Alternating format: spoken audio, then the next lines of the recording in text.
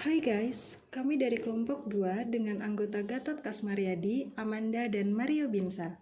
Pada kesempatan kali ini, kami akan membawakan materi tentang sejarah perkembangan filsafat Timur.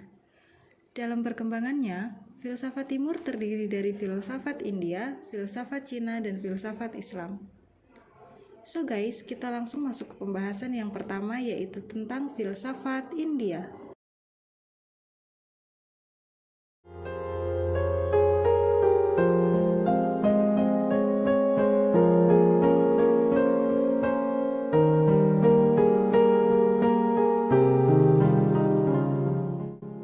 Filsafat India dipandang sebagai salah satu tonggak peradaban tertua di dunia yang ditandai dengan ditemukannya situs di sekitar lebah Sungai Indus.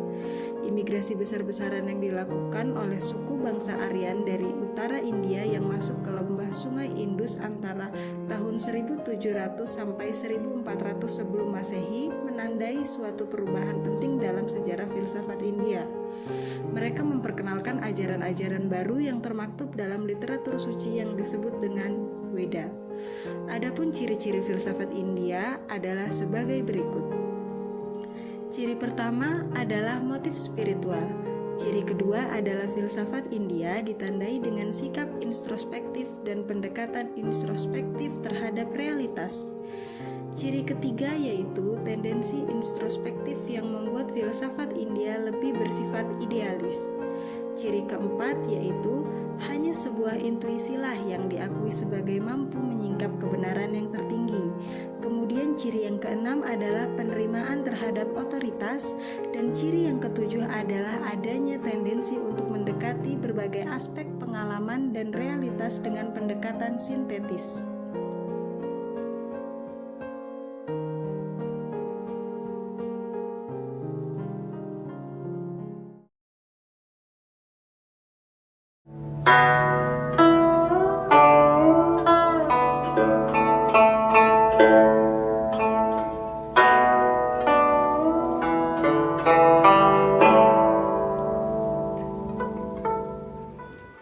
Kemudian kita masuk kepada pembahasan yang kedua, yaitu tentang filsafat Cina.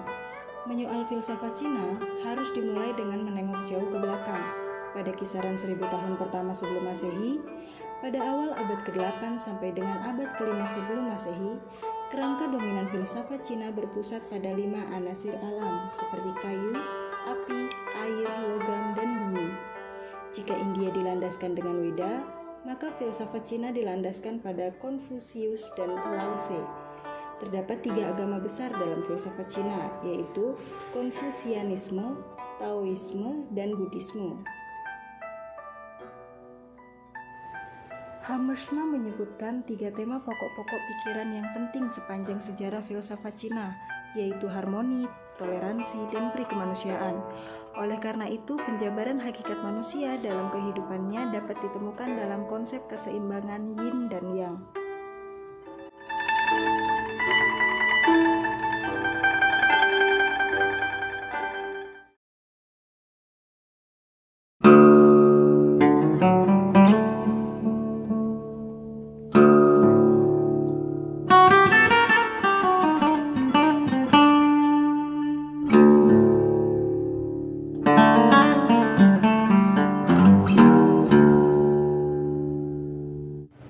Dan pembahasan yang terakhir adalah tentang filsafat Islam.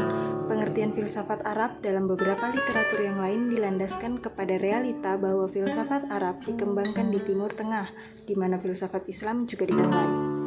Oleh karena itu, filsafat Islam dapat dikatakan bercirikan religius spiritual, rasional, dan sinkretis. Secara umum, filsafat Islam dapat dibedakan ke dalam 2 wilayah, yaitu wilayah Masyriki atau Timur dan Maghribi atau Barat.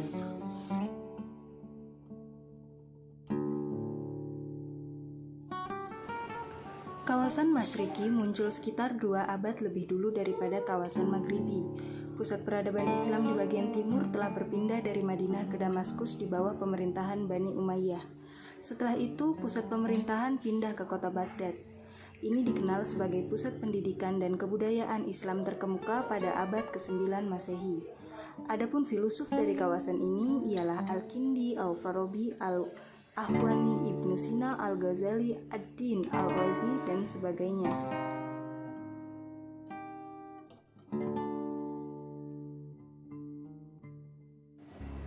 Sedangkan di kawasan Maghribi, pusat kekuasaan berada di Cordova, Spanyol. Di kawasan Maghribi ini, masyarakat biasa menuduh para filsuf sebagai orang-orang kafir. Hal ini mungkin sekali menjadi penyebab mengapa perkembangan filsafat di kawasan ini tidak sepesat di kawasan Masyriqi. Untuk kawasan Maghribi, terdapat tokoh-tokoh terkemuka yakni Ibnu Bajjah, Ibnu Tufail, dan Ibnu Rashid. Ibnu Bajjah banyak menyandarkan filsafatnya kepada pemikiran Al-Farabi, dan corak pemikiran filsafatnya juga dipengaruhi oleh filsafat Yunani. Tokoh berikutnya dari kawasan ini adalah Ibnu Tufail. Satu karya dari Ibnu Tufail yang terkenal berjudul Hai Ibnu Yaqzan, yang sesungguhnya merupakan roman filsafat pendek tentang kehidupan manusia seorang diri yang kemudian membangun agama. Dan tokoh penting yang terakhir adalah Ibnu Rashid. Ia bukan hanya melahirkan buku-buku yang menafsirkan pemikiran Aristoteles, Ibnu Rashid juga berusaha mendekatkan agama pada filsafat, juga sebaliknya. Untuk itu, dengan berani pula dia menafsirkan ayat-ayat Al-Quran yang maknanya tersirat melalui pendekatan rasional, sekalipun hasil penafsirannya itu mungkin berbeda dengan pendapat mayoritas pemeluk agama Islam.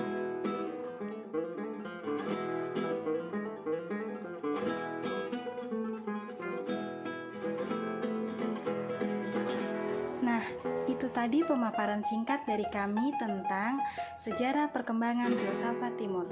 Kami harapkan apa yang sudah kami paparkan bisa menjadi wawasan tambahan bagi para akademisi, terutama bagi masyarakat luas yang menonton konten ini.